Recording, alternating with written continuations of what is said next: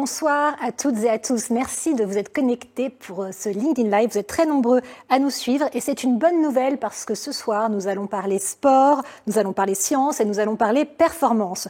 Comment le sport peut-il être un catalyseur d'innovation? C'est ce qu'on va voir ensemble dans cette première édition de Take a Seat.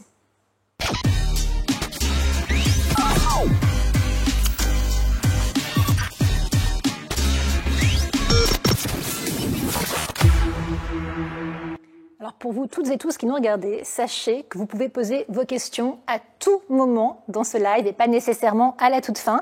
Il vous suffit pour cela d'aller dans le chat et je relayerai les questions que vous avez posées à nos invités. Nos invités qui sont, dans un premier temps du moins, Emmanuel Brunet. Bonjour. Bonjour. Bonjour Emmanuel, vous êtes manager recherche et performance au sein de la Fédération française de cyclisme.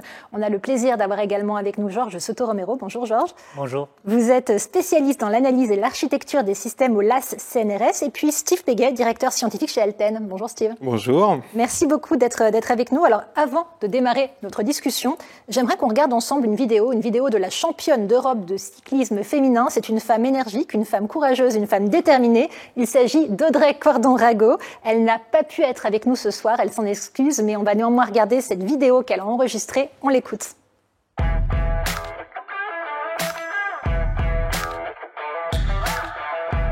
Alors moi j'ai été mise en relation avec Alten via la Fédération française de cyclisme qui avait à cœur de faire progresser ses athlètes dans la discipline du contre-la-montre. Ça n'a pas tout de suite été pour moi une évidence, donc il a fallu me convaincre un petit peu par A plus B. Et donc dès mes premiers tests en fait et mes premières expériences de course, je me suis vite rendu compte que c'était un super outil et que j'avais envie de continuer à affiner cet outil et jusqu'ici j'ai aucun regret. L'outil alors c'est en fait une modélisation d'un parcours sur lequel on va me donner en fait les meilleures puissances à effectuer sur des segments très précis pour effectuer le meilleur temps possible. Ouais, pour moi, cette collaboration qui a découlé de cette première expérience à Cholet, elle a hyper bien fonctionné puisque derrière, j'ai réalisé les plus beaux chronos de ma carrière avec la méthode Alten. Et le maillot de championne de France qui est maintenant dans les bureaux d'Alten en est le témoin principal.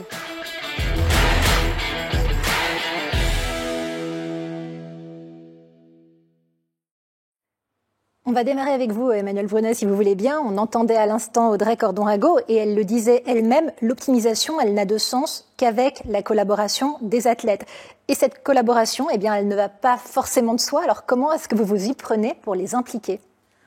Alors pour impliquer les athlètes, déjà la première chose, ça va être de les écouter, c'est-à-dire que les solutions, ce qu'on va devoir trouver, c'est souvent de répondre aux problématiques des athlètes. Et donc le premier élément, c'est de pas arriver avec des choses, ces idées à soi, mais des idées qui vont répondre aux questions de performance des athlètes. Et après chaque grande compétition, on a habituellement des temps de débriefing avec eux, avec les entraîneurs, qui nous permettent d'évoquer les sujets qui vont être importants de travailler. En l'occurrence ici, ça s'est passé après les Jeux de Tokyo, où on a identifié fortement qu'il était nécessaire de travailler sur l'allure du contre-la-montre.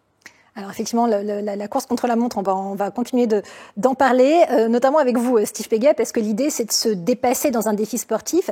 Et en cela, l'innovation est une partie de la réponse. L'objectif, c'est évidemment d'améliorer les performances des sportifs en vue des grandes compétitions, notamment dans la perspective des JO qui s'approchent. C'est pourquoi Alten, la Fédération française de cyclisme, représentée par Emmanuel et la CNRS, se sont associés pour finalement trouver des innovations, pour les concrétiser. Est-ce que vous pouvez nous raconter, Steve, la genèse de ce partenariat entre vous ? Oh là, il y a plusieurs temporalités, on va dire, autour de cette genèse. Je vais déjà parler de celle d'Alten, avant de parler de notre partenariat. Nous, tout a commencé, on va dire, très, très tôt, 2020, quand on a dit, tiens, les Jeux Olympiques, c'est dans 4 ans. Comment, nous, en tant qu'ingénieurs, on pourrait aider à gagner peut-être plus de médailles et participer à la fête d'une certaine manière par notre savoir-faire et l'ingénierie. En plus, la devise des Jeux Olympiques par le CIO, c'est plus vite, plus haut, plus fort. Dans l'innovation, c'est exactement ce qu'on recherche, des challenges qui nous obligent.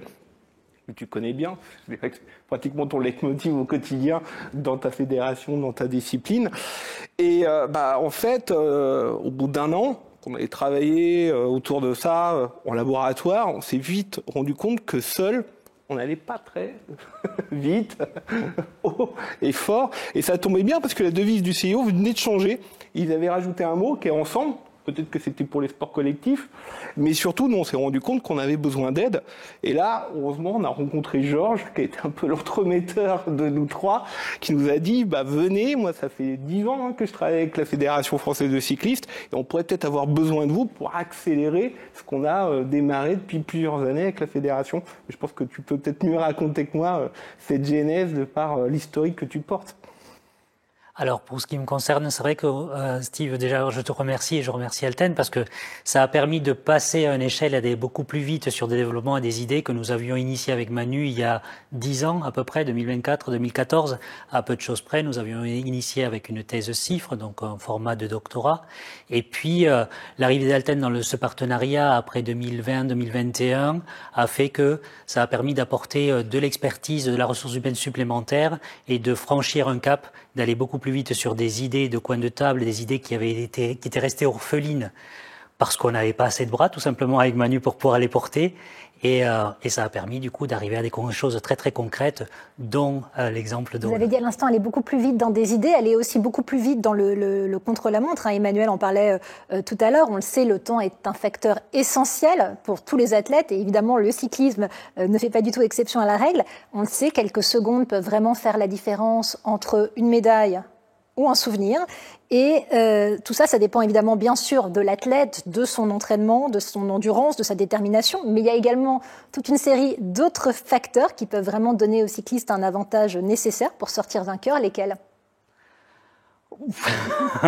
Alors, je pense que vous avez dit l'essentiel. L'athlète, l'entraînement, son staff, ce sont plein des éléments qui font qu'un athlète devient un athlète de très haut niveau. Sur ce groupe-là d'athlètes de très haut niveau, on a quelques facteurs, on peut aller quand même chercher des petits gains marginaux. Ces gains marginaux, c'est l'optimisation aérodynamique, c'est la dégradation de position, donc la biomécanique, c'est l'individualisation du matériel et de l'équipement, et de moi, Emmanuel, parce qu'il doit y en avoir bien d'autres. C'est pas des gains qui sont tant marginaux que ça. C'est quand même des choses importantes dans la performance. En fait, on travaille pas tant sur le gain marginal. On va travailler sur des choses qui sont vraiment impactantes sur la perf. Et on pourra pas jouer, nous, sur la partie scientifique, sur tous les facteurs. C'est-à-dire et on va identifier quelques facteurs sur lesquels on va travailler. Quand on travaille avec des gens qui sont du monde de l'ingénierie, c'est évident qu'on va travailler, chez nous, en ce qui nous concerne, sur de la modélisation, sur de l'aérodynamique, sur des éléments plus poussés sur du matériel, etc. Donc là, c'était des sujets clés pour nous et qui permettraient de répondre à une problématique, en l'occurrence, quand on l'a démarré. C'est-à-dire, nous, il faut qu'on travaille sur la gestion de l'allure. Ça, c'est le chapeau central et qui nous a amené ensuite, en dérivant, à travailler sur pas mal d'autres secteurs qui découlaient de ce premier travail. Mais ce qui est fou, c'est que quand les gens regardent à la télé un athlète, Audrey Cordon-Rago par exemple, on ne pense pas forcément à toute la science, à toute l'ingénierie qu'il y a derrière. On voit la performance et pourtant, elle l'a dit à plusieurs reprises, c'est grâce à l'équipement dont elle a bénéficié qu'elle s'est sentie beaucoup plus en confiance. Elle savait exactement ce qu'elle devait faire à chaque instant. Finalement, sport et science font très bon ménage. Complètement en fait. Aujourd'hui, alors on a une chance dans le cyclisme, on a un équipement en fait qui contribue fortement à la performance et c'est lui qui nous transmet la vitesse. Le vélo, il transmet la vitesse. Donc on peut pas faire fi de ce qui se passe avec ce vélo, d'avoir un bon équipement. Ça c'est un peu notre culture et on est aussi un sport qui a toujours été connecté à la donnée. On a toujours eu de la donnée dans notre sport. Une donnée qui peut être simple, c'est juste compter ses kilomètres. Et donc nos sportifs, les entraîneurs, sont complètement acculturés à ça. Donc aujourd'hui, forcément, quand on amène des scientifiques autour de nos équipes, autour des entraîneurs, autour des athlètes, on va se servir de la donnée pour améliorer des facteurs, pour vraiment aider à la décision. Et ça, en fait, ça apporte beaucoup de sérénité, ça valide des choix, ça permet d'éviter de partir un peu dans tous les sens. Donc l'athlète, c'est confortable pour lui et donc pour le coup, effectivement, sciences et sport font très bon ménage, quel que soit le niveau. Et c'est rassurant et la confiance est un élément important. Steve, les Jeux Olympiques approchent à très très grands pas. Plus que jamais aujourd'hui, on parle de performance, elle est à l'honneur. Comment est-ce qu'on peut les aider, ces athlètes, à remporter de nouveaux records grâce aux innovations technologiques? Et Emmanuel parlait tout à l'heure d'aérodynamisme. Comment est-ce que vous vous y prenez chez Alten pour améliorer toujours plus l'aérodynamisme des athlètes? C'était un sacré chantier pour démarrer. En fait, pour démarrer, on a commencé par faire un jumeau numérique, on va dire dynamique, pour justement personnaliser quelque part l'ensemble des équipements du sportif. Ce qui était intéressant, au-delà du jumeau qu'on avait l'habitude de travailler dans le virtuel en tant qu'ingénieur, c'est qu'on l'a reconstitué physiquement parce qu'on s'est rendu compte qu'en fait, ces pauvres athlètes, ils passaient beaucoup de temps en soufflerie. Ils risquaient de tomber malades parce qu'il fait froid avec le vent derrière. Et pendant qu'ils passent du temps en soufflerie pour les scientifiques, pour ceux qui gèrent les équipements, ils sont pas là à s'entraîner. Quand on regarde le nombre d'heures qu'ils ont entre les compétitions, les entraînements derrière, ils avaient peu de temps à nous consacrer pour faire tout ce qu'on aurait voulu faire en termes d'optimisation. Du coup, on a imprimé en 3D l'athlète, après ce jumeau qu'on a permis de mieux comprendre sa morphologie, sa position. On a pu jouer avec un mannequin articulé, c'était une première mondiale, qui puisse pédaler, pour qu'en soufflerie, on puisse avoir aussi des remontées, on va dire, expérimentales, qui permettent de voir si nos modèles étaient les bons. Et de gagner en efficacité. Ça, j'imagine que ça ne se fait pas sur un claquement de doigts. Il faut apprendre de ses erreurs. Ce jumeau numérique, j'imagine que vous avez certainement balbutié un peu. Comment ça s'est passé, Georges, sur cette idée qu'évoquait à l'instant Steve d'un scan 3D d'un athlète? À quand remonte finalement d'ailleurs votre réflexion sur cette idée d'un jumeau numérique? Je peux témoigner la moitié de la réflexion, l'autre moitié elle est à ma gauche. Je pense que 2015-2016 par là. Ouais, c'est ça. Ouais, par là, avec notre premier doctorant en commun, Anthony Bouillot, et avec la collaboration de quelqu'un qui a été embauché chez Alten, qui était doctorant aussi dans notre laboratoire, Anthony Coste, docteur Anthony Coste, en biomécanique. On a initié cette collaboration, ça a abouti sur une étude préliminaire où on avait quand même scanné un athlète, on avait réussi à faire un jumeau pas du tout imprimé en 3D et à comparer les différentes technologies à l'époque, qui était la soufflerie, les mesures sur le terrain en vélodrome, conditions de laboratoire, mais quand même, la vraie vie pour un certain nombre d'athlètes, et puis notre scanning 3D. Et puis par la suite, on a beaucoup amélioré pour arriver à faire ce que Steve a dit, c'est-à-dire reproduire un mannequin articulé à l'échelle 1 d'un athlète de l'équipe de France ou des équipes de France, qui nous permet d'être à disposition de Manu sur un plus long terme. Je vous laisserai réagir après, Emmanuel, mais je vous propose qu'on prenne une première question qui nous a été adressée par Quentin. Est-ce que les techniques de scanning 3D sont applicables à tout le monde?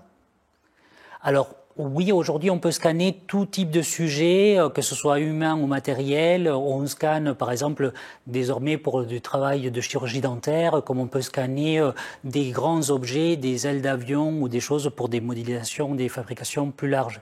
Après, quel serait l'intérêt dans le domaine du sport? Là, je serais peut-être un peu plus réservé parce que ça s'adresse quand même pas à un sportif comme Monsieur Tout-le-Monde que je peux être. Ça n'a pas trop d'intérêt de faire du scanning 3D sur moi, sur des athlètes des équipes de France qui sont vraiment à la recherche d'une performance de top niveau, oui. Oui, à la seconde près. Je vais vous laisser, Emmanuel, réagir, mais je voudrais qu'on parle de la haute performance dans le cyclisme. Cette haute performance, évidemment, au sein de la fédération, c'est votre quotidien.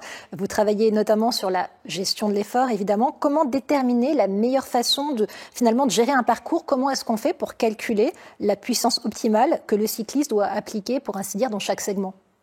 Audrey l'a un peu esquissé tout à l'heure dans la vidéo qui a été présentée au départ. On pourrait penser que le meilleur moyen de rejoindre un point A, un point B, par exemple sur un contrôle à monte, c'est d'appliquer la puissance la plus constante possible. Et force est de constater que fonction de la météo, fonction du dénivelé, et fonction aussi de la fatigue dans l'effort, c'est le sujet sur lesquels on parle beaucoup avec Georges, on s'aperçoit que la puissance constante, c'est pas la meilleure solution. Et donc aujourd'hui, ce qu'on travaille, elle l'a évoqué, c'est une modélisation pour permettre de faire varier cette puissance et de trouver quelles sont finalement les bonnes jauges, les jauges optimales qui vont permettre de passer le moins de temps pour relier ce point A à ce point B. Oui, j'imagine que c'est vraiment du fine-tuning. Alors, ce qui est intéressant, c'est que ces technologies de jumeaux numériques, elles permettent pas seulement d'améliorer la performance, mais si j'ai bien compris, elles permettent également d'améliorer la santé des athlètes, n'est-ce pas, Georges? Alors oui, en fait, le jumeau numérique tel que nous l'avons utilisé, permet une modélisation biomécanique, mais on peut y rajouter des données physiologiques, on peut rajouter plein d'autres données qui sont disponibles, surtout dans un sport comme le cyclisme, comme l'a dit Manu, où les athlètes sont enculturés à la data et les staffs aussi. Et donc ça peut permettre de faire de la prévention, ça peut permettre de faire de la prévention de blessures, ça peut permettre aussi de voir à un moment donné de la surfatigue, ce qu'on appelle le surentraînement. Ce sont des choses que l'on peut quantifier et modéliser, tout en ayant en marge le vrai athlète qui permet de confronter la vraie vie et ce qui se passe sur le terrain avec ce qui se passe dans nos machines et dans nos centres de calcul. Est-ce que vous voulez réagir l'un et l'autre à ce que vient d'expliquer Georges ? Oui, je pense que tu peux parler. On parlait de l'effort de l'athlète, mais quand on parle de test d'effort pour des problèmes cardiaques derrière, on va retrouver en fait un savoir-faire équivalent. En gros, c'est caractériser, modéliser pour optimiser, pour augmenter ses chances de durée de vie ou sa médaille derrière. Mais il y a plein de capacités autour de ces savoir-faire-là pour être utile aussi, pas qu'aux sportifs de haut niveau, aux sportifs, je dirais, amateurs, mais aussi aux citoyens, aux patients et tout homme, tout à chacun, parce qu'on va retrouver ces savoir-faire où on va rechercher à optimiser un facteur, soit pour la performance, soit pour tout simplement son bien-être, sa santé. Et c'est tout ce qui est intéressant, c'est que quand on travaille sur la haute performance, on va très loin. Et derrière, qui peut le plus, peut le moins. Oui, d'autant j'imagine qu'un athlète en bonne santé et qui est dans une vraie situation de bien-être, c'est un athlète performant. Enfin, c'est un ensemble. C'est assez évident et c'est effectivement une clé. Il y a beaucoup d'athlètes qui passent moins de temps à l'entraînement parce qu'ils ont été blessés, parce qu'ils ont été malades, etc. Et on voit quand même que les athlètes qui réussissent le mieux dans le temps, c'est-à-dire quand on prend une durée assez longue, ça reste comme des athlètes qui se sont moins blessés que les autres et qui ont été moins malades que les autres. Donc c'est évidemment quelque chose de clé. Et donc intégrer des données de santé en fait dans les jumeaux numériques, c'est évident que c'est une question d'avenir pour le sport de haut niveau, pour le sport et pour la population générale. Avant de poursuivre, je vous propose qu'on regarde cette deuxième question qui nous est arrivée. Pourquoi l'impression 3D n'existe-t-il pas des solutions capables de simuler la traînée aérodynamique ? Allez, Steve. Alors, pourquoi l'impression 3D ? L'impression 3D, c'est un moyen de passer du monde virtuel au monde réel. En fait, quand on parle de jumeaux, souvent on a tendance toujours à rester dans la notion de simulation, mode virtuel. Il y a un mot très à la mode que j'aime pas trop, moi, qui est le métavers, par exemple, qu'on voit, ou le Web 3.0. Non, l'important quand même derrière nous, c'est qu'on est sur le physique. Donc oui, la simulation aide à modéliser, à simuler, mais à un moment donné, il faut bien revenir sur le physique, rejouer, et l'impression 3D est un des moyens de prototyper plus rapidement des équipements, par exemple, pour après les industrialiser. Et ça, c'est vrai pour le sport, c'est vrai dans l'industrie, c'est vrai dans plein d'autres domaines. Pour la partie simuler traînée aérodynamique, je pense que c'est ton domaine de prédilection. Donc, alors oui, bien sûr. On simule la traînée aérodynamique, on fait de la simulation assistée par ordinateur pour pouvoir récupérer les écoulements fluidiques. Donc ça, on sait le faire sur l'ordinateur. On l'a confronté depuis 2016 avec la soufflerie, avec le terrain. Il n'empêche que la clé, qui me semble quand même un vrai verrou, c'était notre capacité à être capable d'individualiser l'équipement, de pouvoir fabriquer aussi des équipements qui permettent aux athlètes d'optimiser leur performance. Donc, l'impression 3D s'est elle-même rajoutée sur la question de simulation de la traînée aérodynamique en disant, tiens, si on faisait un casque de telle ou telle manière, de telle façon à ce que l'athlète aille plus vite, et voilà comment on est arrivé à modéliser l'équipement. D'autres champions ont même imprimé en 3D tout un vélo. Comment ça a été accueilli tout ça justement ? Ouais, peut-être que je pourrais insister là-dessus parce que finalement, quand on collabore avec des équipes comme ça où il y a finalement du monde, il y a de la ressource technique, il y a de l'expertise. Notre méthode de travail, il y a beaucoup de travail en simulation numérique qui est fait en amont, qui va permettre d'être sélectif, etc. Donc ça, c'est hyper intéressant pour nous. Ça nous fait gagner beaucoup de temps. Une fois qu'on a trouvé des gains potentiels de performance, on en discute. On le vérifie sur une solution expérimentale. Donc là, on peut utiliser par exemple un mannequin, notre jumeau numérique transformé en réel, mais ça reste pas l'athlète. Et au final, dans le sport de haut niveau, en tout cas nous, c'est notre credo, il y a toujours une validation avec l'athlète, que ça peut être en soufflerie, mais ça peut être après, surtout sur la vraie vie en fait. On a toujours de la validation. Et quand nos modèles sont justes et sont fins, ce qui se passe dans la vraie vie, ça peut être un entraînement, une compétition, un test, va nous permettre clairement de finaliser, de valider parce que là, il y a encore plein d'autres facteurs qui vont rentrer en jeu qu'on n'aura pas forcément mis dans une situation expérimentale ou dans une simulation numérique. Donc ça, c'est vraiment notre méthode de travail. Et on a besoin des trois qui sont complémentaires pour aller au bout de la chaîne de validation. Alors, ce qui est intéressant, c'est qu'il y a un certain nombre de points communs entre le sport et l'industrie, finalement. Et un de ces points communs, c'est la recherche des meilleures performances, évidemment. De la même façon que les athlètes vont s'entraîner, vont élaborer des stratégies pour réaliser leur meilleur temps. Dans l'industrie, il y a le concept de tech time. C'est le temps nécessaire à l'assemblage d'un produit pour répondre à la demande. Toutefois, les indicateurs de performance, dans un cas comme dans l'autre, ne doivent pas être poussés trop loin. L'humain doit toujours rester au centre. Et je voudrais qu'on parle de cette dimension-là, parce qu'on parle beaucoup de technologie ce soir, mais il faut laisser toute sa place à l'humain pour qu'il reste au centre. Quels sont finalement les garde-fous pour équilibrer entre les deux? C'est une question un peu complexe derrière. Je pense qu'on a d'abord la personne finale qui va bénéficier quelque part de toute la technologie. On l'a dit, l'athlète. Ce qu'on sait moins, et c'est vrai qu'on est là pour un petit peu les représenter, c'est que derrière l'athlète, il y a tout un staff. Emmanuel, t'es bien placé pour le savoir. Et puis derrière, il y a plein de scientifiques, d'ingénieurs qui veulent travailler derrière l'athlète. Alors c'est vrai qu'aux Jeux Olympiques, on voit l'athlète, c'est lui qui monte sur le podium ou pas d'ailleurs, et c'est lui qui est en valeur. Mais c'est tout un travail d'équipe énorme, d'ailleurs qu'on a découvert en rentrant dans le partenariat. Donc oui, le travail d'équipe. Deuxième chose, je dirais après, si on met la passion. Je pense que ce qui est intéressant dans le sport et ce qui anime tout à chacun, et nous on l'a vu dans nos équipes qui ont travaillé sur ces sujets-là, la passion vient très vite. C'est un milieu, je pense, vu le temps que tu passes, si tu n'étais pas passionné, je pense que tu ferais autre chose derrière. C'est clair. Genre aussi, on a passé quand même pas mal de temps. Là, on s'est vite retrouvés, c'est vrai, et je pense que si le sport fédère autant, et si on l'a vu là, avec l'arrivée de la flamme, c'est que ce sport a quelque chose qui fédère les passions derrière.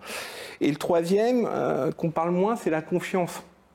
Je pense que dans notre partenariat, on s'est fait confiance. On s'est trompé, on a réessayé, on a trouvé des choses. On espère que ça va apporter les résultats escomptés aux Olympiques. Toujours difficile après coup parce que la compétition est dure.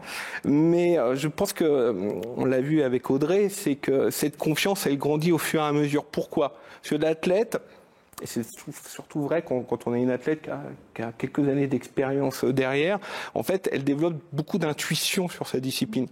Nous, avec la science, on met des formules mathématiques, des formules de physique, des simulations, des résultats en soufflerie, qu'on va revoir en expérimentation. Alors on la suit par drone pour voir la dégradation de position derrière et refaire du traitement d'image. Mais c'est elle, en fait, qui va nous dire si ce qu'on imaginait, ce qu'on a simulé, elle le ressent, et derrière, derrière ces mots qui étaient des ressentis, en fait, elle voit toute la science derrière, et ça renforce soit ce qu'elle savait déjà, ou là, elle découvre quelque chose de nouveau qu'elle n'avait jamais osé peut-être innover avec nous dans sa pratique. Et c'est intéressant parce que cette confiance que vous avez entre vous, elle rejaillit aussi sur l'athlète au final, parce qu'elle-même gagne confiance comme d'autres athlètes, puisque voilà, j'imagine que c'est un peu contagieux dans le bon sens du terme. Oui, tout à fait, d'autant plus que voilà, on peut pas se passer alors de Audrey, en plus c'est une personnalité, mais on peut pas se passer d'elle. On est au service des équipes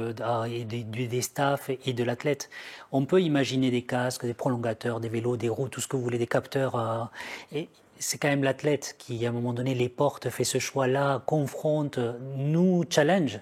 Et c'est ça qui est enrichissant. Quelque part, nous, on pourra jamais, en tout cas, je pourrais jamais briguer une médaille, mais elle me challenge au quotidien parce que, elle est en quête de performance. Et si je ne suis pas moi-même, si nous ne sommes pas nous-mêmes performants derrière, elle nous le fait très vite sentir et c'est normal.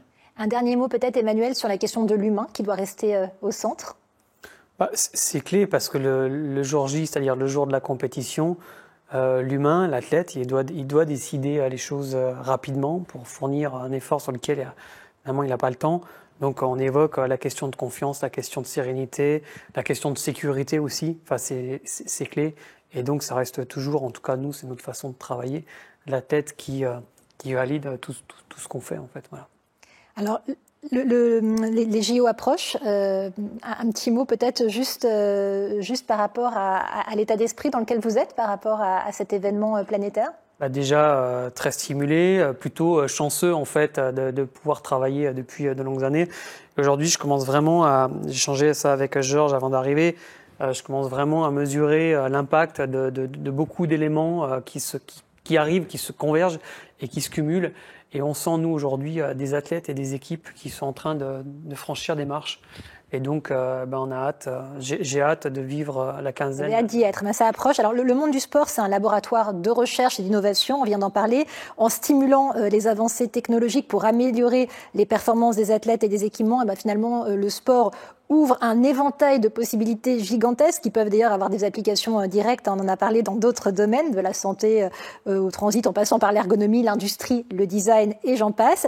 Et ce potentiel d'impact sur l'environnement, finalement, il est également énorme. On va parler d'environnement dans la deuxième partie de cette émission. Je vous propose d'ailleurs qu'on regarde un reportage sur le Zephyr Project qui, comme vous allez le constater, a pour objectif de percer les secrets de la glisse absolue et de contribuer au monde éco-responsable de demain. On regarde ensemble, c'est parti. Comment révolutionner l'écomobilité grâce aux hautes performances sportives? C'est le défi un peu fou que s'est lancé le Zephyr Project. Autour de Marc Amerigo, ingénieur reconnu, et Antoine Albo, athlète français aux 26 titres de champion du monde de planche à voile, une équipe d'experts internationaux et d'entreprises issus du monde de l'ingénierie, de la voile, de la course automobile, de l'aéronautique et de l'espace qui vont tenter de battre le record du monde de vitesse à la voile. Comment? En s'appuyant sur la richesse de la nature, à travers le biomimétisme ainsi que sur les technologies les plus avancées. Et si les secrets de la glisse absolue contribuaient aux énergies renouvelables et à la préservation de l'environnement? C'est en tout cas la promesse du projet qui entend transposer les futures innovations à tout ce qui glisse dans l'eau ou l'air, où il puise de l'énergie. Alors ça ne vous aura pas échappé, nous avons changé de plateau, à l'exception de Steve, qui reste avec moi jusqu'au bout. J'ai à mes côtés deux nouveaux invités, je vous les présente rapidement. On commence avec vous, Étienne Pernaut, bonjour. Bonjour. Vous êtes directeur du lab de recherche à l'EFRAY. L'EFRAY, c'est une grande école du numérique. Et Marc Amerigo, bonjour Marc. Bonjour. Vous avez plusieurs casquettes en ce qui vous concerne. Vous êtes ingénieur, vous êtes entrepreneur, vous êtes project leader, vous êtes aussi conférencier international et cofondateur de Zephyr Project. On vient de voir la vidéo à l'instant. Ce court reportage montre à quel point on peut allier haute performance et éco-responsabilité. Finalement, la performance du matériel d'une part et l'éco-responsabilité d'autre part sont intrinsèquement liées et peut-être plus encore aujourd'hui que ce n'était le cas hier. Alors Étienne, on va démarrer avec vous. Alten et EFRAY viennent de signer un contrat de collaboration sur sport et sciences. En quoi consiste-t-il ce partenariat ? C'est intéressant, c'est qu'on s'est rencontré avec Steve et on s'est aperçu que Alten travaillait depuis très longtemps dans le sport, l'EFRAY ont travaillé depuis très longtemps dans le sport et en fait nos activités étaient vraiment complémentaires.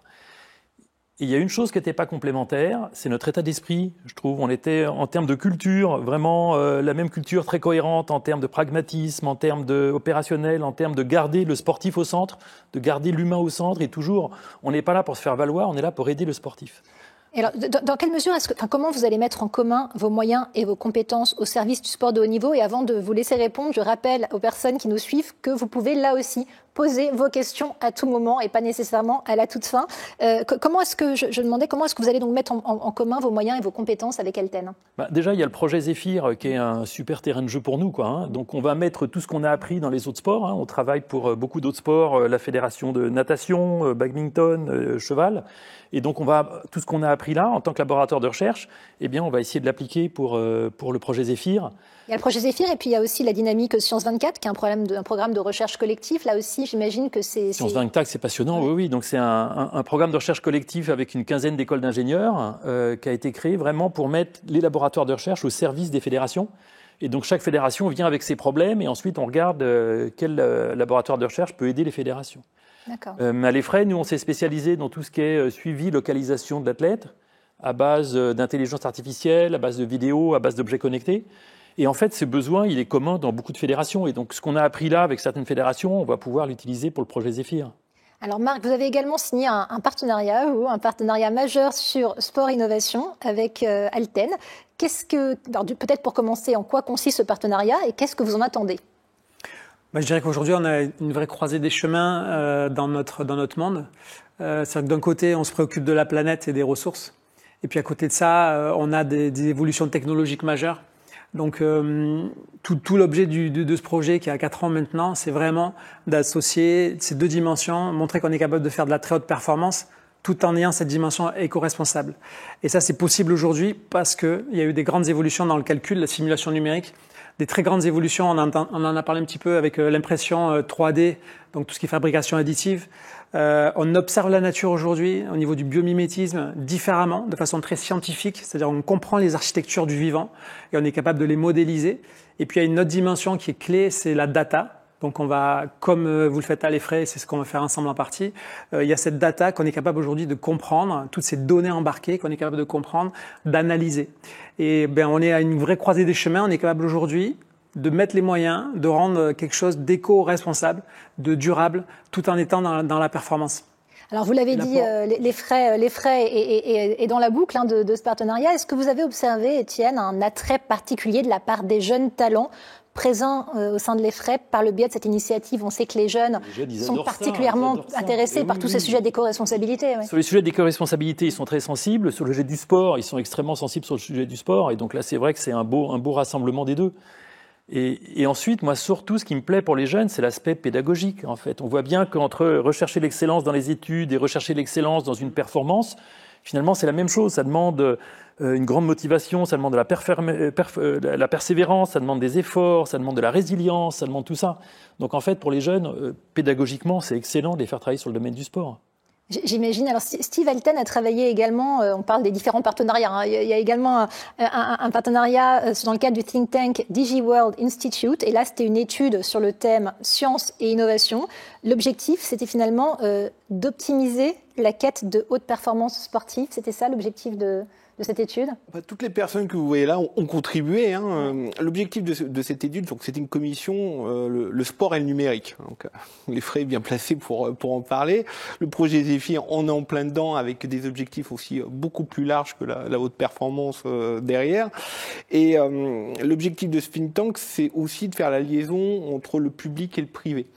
Donc, quand on a participé à cette commission, on a fait venir tout notre écosystème pour y contribuer parce que l'objectif, c'était de déposer un cahier des charges auprès de Madame la Ministre en charge du sport, des Jeux Olympiques et du Paralympisme derrière pour donner justement un certain nombre de recommandations, puisqu'il y avait Science 2024 que tu as pu préciter préalablement, qui était la recherche publique et les fédérations. Nous, on était dans le secteur privé et Zephyr est aussi initiative justement montrer comment en fédérant les acteurs du public, du privé autour d'une ambition.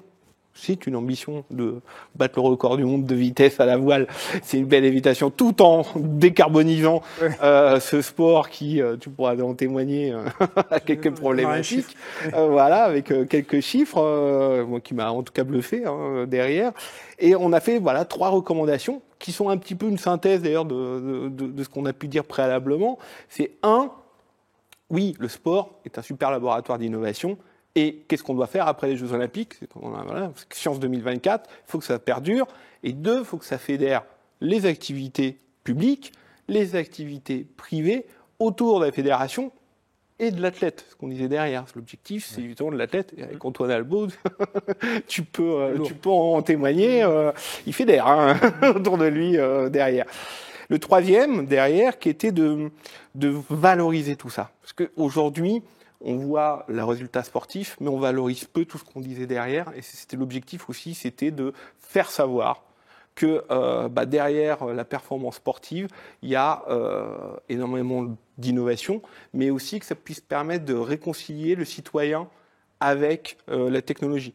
Vous savez, je pense que tu connais bien l'Effray, on a du mal au niveau des sciences et l'ingénierie à attirer des jeunes talents, notamment. Oui. Le sport est un moyen de montrer justement l'humain, parce qu'elles vont souvent plutôt en médecine, parce qu'il y a justement plus d'attrait, pas parce qu'elles sont pas dans les sciences, c'est qu'elles vont plus dans ce type de discipline-là. Et le sport est un moyen aussi de réconcilier justement le citoyen avec la science, parce que le sport, comme je l'expliquais tout à l'heure, c'est fédérateur, c'est passionnant et ça démystifie énormément de choses. Vous avez parlé à l'instant, Steve, d'Antoine Albaud. On a une question qui nous est arrivée de gens. Quel est le rôle d'Antoine Albaut dans le projet? Marc, je vous propose d'y répondre et peut-être, alors, nous tous dans cette pièce connaissons Antoine Albaut, mais peut-être pour celles et ceux qui nous regardent, qui ne le connaissent pas, de rappeler rapidement qui est Antoine Albaut et de nous expliquer quel a été son rôle dans ce projet. Alors, Antoine Albaut, c'est un vrai phénomène de la voile en général et de la planche à voile en particulier. Il a cumulé 26 titres de champion du monde, donc c'est notre Français le plus titré en France. 26 titres de champion du monde sur à peu près 30 ans de carrière dans le monde de la Coupe du monde de slalom, en particulier en planche. Et avec Antoine, donc c'est un vrai marin. Il a été élu marin de l'année en 2010. Il a été nommé, je sais plus combien de fois, peut-être 10 ou 15 fois. C'est juste stratosphérique. Et c'est un surdoué de la glisse. Donc Antoine a aujourd'hui bientôt 52 ans. Il est encore au plus haut niveau mondial. Et on s'est rencontrés il y a 4 ans et on a commencé grâce à sa curiosité technique, scientifique. C'est un metteur au point hors pair. Et quand on a fait notre lancement et le kick-off ensemble avec tous les ingénieurs de chez Alten, il avait les yeux qui brillent parce que Antoine est comme ça, c'est un curieux et il est toujours au plus haut niveau parce qu'il a toujours su s'adapter. Et donc dans le projet, son rôle est majeur.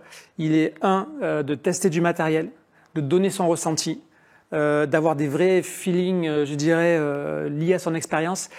Et donc, c'est là qu'il y a la dimension de la simulation numérique, de la compréhension de la data qui vient se coller à l'expérience d'Antoine. Donc, salut Antoine, si tu nous regardes, c'est un bonhomme exceptionnel. Alors, il y a très nombreuses avancées dans l'industrie qui peuvent être appliquées au sport. On en parlait déjà tout à l'heure. En retour, évidemment, les innovations qui sont développées auprès des athlètes peuvent être transposées à l'industrie de la haute performance. Steve, pourquoi Alten s'intéresse au sport? Quels sont les intérêts, les bénéfices pour la société? Et finalement, quels sont les liens entre le sport d'un côté et la société de l'autre? Je pense que... Vaste question. Ça a déjà été bien répondu sur le sujet. L'intérêt, c'est encore une fois, dans le sport, il y a un avantage, c'est qu'on voit tout de suite le résultat. Pourquoi ? Parce que quand l'athlète se transforme, on le voit évoluer au fur et à mesure, qu'il comprend un certain nombre de phénomènes et surtout qu'il voit les résultats. Cette transformation, elle est pas que pour l'athlète, elle est aussi pour nous. Tu parlais d'Antoine Albaut, nos discussions derrière, entre ce qu'on imagine, ce qu'on simule, ce qu'on théorise, et le retour terrain, même si c'est en mer, sans mauvais jeu de mots, c'est primordial. On l'a eu avec le cyclisme avant. On voit que derrière ce retour-là, on le retrouve dans l'industrie.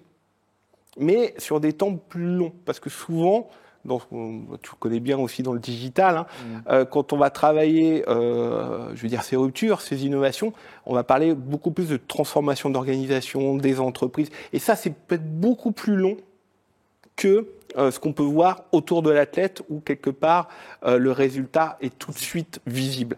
Et donc du coup, un des objectifs, c'est d'aller plus vite dans l'innovation. Par le sport, c'est un des moyens d'aller plus vite pour servir après l'industrie.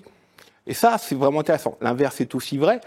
Et puis, on le voit, on parlait du cycliste avant, un des plus grands industrialistes français a bénéficié du cyclisme. On parle de Michelin, par exemple, parce qu'il a su transformer par le pneumatique, justement, cette discipline du vélo, quand on parlait d'équipement. Et il y aurait plein d'exemples comme ça avec la Formule 1 et d'autres sports qui ont apporté leur contribution. Et l'inverse est aussi vrai. Donc, du coup, je pense que cette porosité entre le sport, les résultats et le savoir-faire d'ingénierie derrière, on s'est vite rendu compte qu'en fait, avec la passion, comme tu disais, et Antoine est un passionné, et ça se ressent, ça nous permet de nous dépasser, et donc du coup, de pouvoir bénéficier de savoir-faire qu'on va mettre au service, justement, de nos clients, de l'industrie, dans des domaines certes différents, mais sur lesquels on va s'appuyer sur l'IA, l'aérodynamisme, de la computer vision, de la puissance de calcul, tout ce qu'on expliquait avant. Oui, mais on est dans le temps long quand même, dans la recherche, dans la technique, tout ça, en fait. Tu vois, donc en fait, là, ça prend beaucoup de temps aussi de développer des solutions, de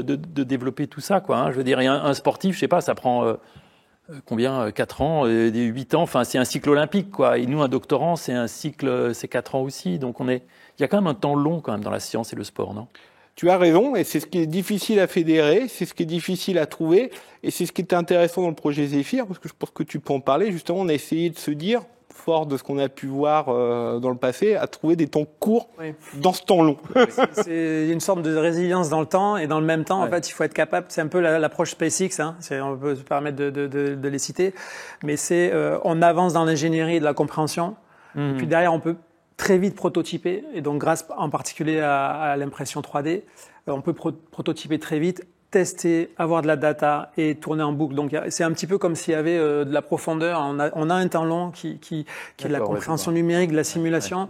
Et dans le même temps, on va sur l'eau et on va tester et on va avoir des retours très concrets. Là, on a un exemple concret. On a un matériel qu'on n'a pas réussi à faire fonctionner. Il a une plage de fonctionnement qui est trop haute en vitesse, paradoxalement, mais on n'arrive pas à y aller. Donc, on a fait un prototype. On est en train de remouliner ça grâce on attend de voir Antoine dessus. grâce au calcul, entre autres, pour pouvoir avoir, du coup, l'exploiter et le tester et mesurer. On parlait d'industrie, d'IA, de data au sein de l'EFREC, qui est donc une école, je le rappelle, une école du numérique. Comment vous percevez, vous, les liens entre sport et société, et comment c'est perçu par les étudiants ? Ça, c'est très important, mais cela dit, on forme un ingénieur standard, il est plutôt généraliste. Donc derrière, nous, ce qu'on essaye de leur donner, c'est pour reprendre les sujets dont Marc parlait très bien, par exemple d'écologie, on essaie de leur donner les compétences, les connaissances de base sur ces sujets-là. Et après, c'est à eux de décider, de toute façon. On les lance dans la vie réelle. Donc derrière, le sujet qui est important, sur lequel on réfléchit beaucoup à l'EFREC, c'est comment leur donner la maturité, comment leur donner la réflexion éthique, comment leur donner les moyens. Et donc là, on s'aperçoit qu'il faut travailler peut-être plus sur la philosophie, plus sur l'éthique, sur l'épistémologie des sciences, etc., pour que eux ensuite, ils aient les moyens pour prendre dans leur vie professionnelle les bonnes décisions. En tout cas, c'est des sujets qui intéressent les jeunes, à en croire cette question de Lilian. Quel parcours faut-il suivre pour travailler dans le domaine des innovations dans le sport ? Faut venir dans à l'EFREC. Là, il n'y a pas beaucoup de doute. Non, et une fois que vous avez fait l'EFREC, venez chez Alten pour travailler sur le projet Zephyr. La minute promo, là, c'est Non, je sais pas, c'est compliqué. Je sais pas si tu peux répondre ou pas, mais à mon avis, il y a pas un seul parcours, quoi. À mon avis, il y a beaucoup de parcours. C'est plus une question de passion et de saisir les opportunités et d'aller voir les sportifs et d'aller voir les gens qui travaillent dans le sport, etc. Je sais pas ce que vous diriez quoi, vous, Marc ? En fait, ça doit pas être un objectif en soi. Pour moi, c'est plus, on avance dans sa carrière professionnelle, on est les oreilles grandes ouvertes. Ouais. Et on saisit des opportunités. Ça peut être de contribuer de façon même bénévole à un projet scientifique.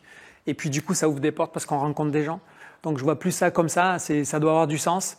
Et en fait, notre parcours de vie, il est lié à notre attitude.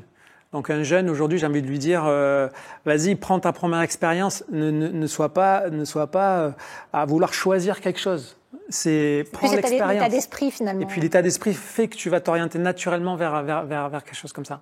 Alors, ce que je propose, c'est qu'on parle un peu d'avenir, qu'on essaye de réfléchir à quelles vont être les prochaines étapes, parce qu'on parle beaucoup des JO forcément, mais à quoi va ressembler l'après-JO ? Est-ce que le e-sport, dont on parle aussi beaucoup, va continuer à faire parler de lui ? Comment est-ce que vous voyez l'avenir ? Ça, sur l'e-sport, c'est passionnant, moi je trouve. Et moi, ce que je trouve absolument passionnant, c'est quand l'e-sport rencontre le sport normal. Et donc, c'est tous ces sujets sur lesquels on commence à travailler, parce qu'en fait, le sport, il n'y a pas que des muscles. En fait, derrière, il y a un cerveau la plupart du temps. Et l'e-sport aussi. Donc, par exemple, on travaille en ce moment avec la Fédération française de natation sur, pour le plongeur, la préparation mentale du plongeur à base de réalité virtuelle. D'accord. Et donc là, on s'aperçoit que dans cette préparation mentale, il y a deux axes. Il y a déjà tout ce qui est gestion du stress. Donc là, on peut le retrouver dans l'e-sport. Et après, il y a quelque chose quand même de spécifique dans le sport, le vrai sport. C'est toute la souvenir des mouvements, la mémoire des gestes, la mémoire de l'action, etc. Donc voilà, on travaille là-dessus en réalité virtuelle. Mais après, les autres sujets, j'imagine, c'est qu'en e-sport, par exemple, et en sport normal, c'est toute la perception. Il y a beaucoup d'informations à saisir. Et le sportif, il doit saisir toutes ces informations et prendre une décision pratiquement instantanée. Et c'est la même chose en e-sport. Donc là, je crois qu'il y a beaucoup de choses à faire en réalité virtuelle là-dessus, pour aider les sportifs aider le cerveau des sportifs. Comment vous voyez les choses l'un et l'autre ? Au sein d'Alten, on a une chance, c'est qu'on a une équipe d'e-sport qui concourt dans la Ligue Pro, dont la finale sera à Vivatech, je crois que c'est le 25 mai, derrière. Alors on est en demi-finale. On espère qu'on sera à Vivatech. Et du fait de cette compétence et de ces talents, on s'est dit, tiens, par rapport à tout ce qu'on a appris dans le sport non derrière. Est-ce qu'on ne pourrait pas le mettre au service? Et là, on a commencé à travailler. Donc, c'est sur League of Legends derrière. Alors, c'est super parce qu'il y a énormément de stratégie.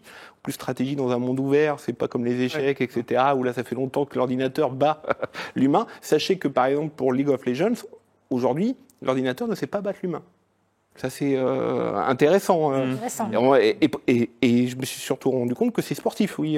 C'est pas simplement c'est ça. Du gaming, c'est beaucoup d'intelligence, c'est des réflexes, c'est travailler en équipe dans League of Legends. Et en fait, il y a toutes les dimensions qu'on va aller travailler dans différents sports qu'on va devoir mettre au service du e-sport pour, via l'intelligence artificielle, pouvoir justement guider, accompagner, avoir la bonne stratégie, ce que tu fais dans le badminton par exemple, sur les analyses de match pour comprendre comment on peut battre les équipes de haut niveau en ayant compris que tiens, dans tel corner il est moins bon ou il est plutôt agressif, donc on va plutôt l'user en étant sur le fond de cours par exemple sur le sujet.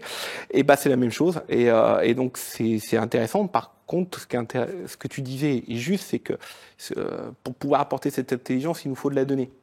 D'où tout le travail qu'on fait, donc tout le travail du prototypage avec des boucles. L'avantage du e-sport, c'est que comme c'est la donnée, on a tout ce qu'il faut. Et on contrôle tout et on a toutes les données derrière. Donc en plus, ça a aussi un avantage du e-sport. Propager ça dans le sport après ou pas justement oui, préparation mentale. Exactement sur justement tout ce qui est travail en équipe, adaptation par rapport, etc. C'est des choses. Comme on a plus de données dans l'e-sport, il y a plein de sujets. Après, dans d'autres domaines, par exemple, prenons le football, qui est aussi en sport en équipe derrière, avec des positionnements, des stratégies de composition d'équipe pour tel et tel match, ou de composition d'équipe associée. En fait, on pourra, parce que par le e-sport, on a justement plus de données, réadapter quelque part ces algorithmes. Des vraies passerelles finalement entre... Exactement. Ça va être passionnant ça, quand on va faire travailler les deux comme ça. Exactement. C'est un sujet, on a parlé un petit peu dans la collaboration qu'il va y avoir avec les Fray, ça va être justement sur le fait d'avoir de la data aussi, de la réalité virtuelle, en embarqué, en local, où il y a toutes ces dimensions-là. Mais comment vous voyez l'avenir, vous, Marc? Moi, je vois l'avenir, il y a l'e-sport, c'est top, mais je vois l'avenir de façon très pragmatique. J'ai un chiffre à vous donner. Quand on voit un matériel pour glisser sur l'eau avec un foil, ce qui est sous l'eau, ce qui nous permet de voler, c'est beaucoup de fibres de carbone. Et 1 kilo de ce matériel correspond à 2 mois de consommation d'un foyer français. Quand vous savez qu'un bateau qui vole au-dessus de l'eau, qui fait la transatlantique ou le Vendée Globe, 2 foils pèsent 600 kilos, donc 1200 mois de consommation d'un foyer français, on peut se poser des questions sur ce qu'on est en train de faire. Surtout quand on voit le nombre de bateaux au départ. Donc notre coût, en fait, dans le monde de la voile, notre coût, je m'inclus dedans, notre coût énergétique ou pour la planète est considérable.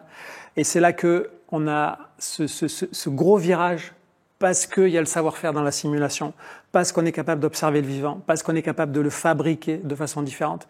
Et donc moi, c'est là que je vois l'avenir. Les JO, on a des supports qui sont figés, qui sont identifiés, tout le monde court sur le même matériel. Nous, on a la chance d'avoir un laboratoire unique, on peut faire un petit peu ce qu'on veut pour la voile. Et donc le futur, il passe par cette remise en cause. Alors on a une dernière question qui ne va pas tarder à apparaître. Ah non, pas de questions finalement. En tout cas, c'est très intéressant effectivement de se poser toutes les questions que vous avez évoquées, toutes ces questions d'avenir.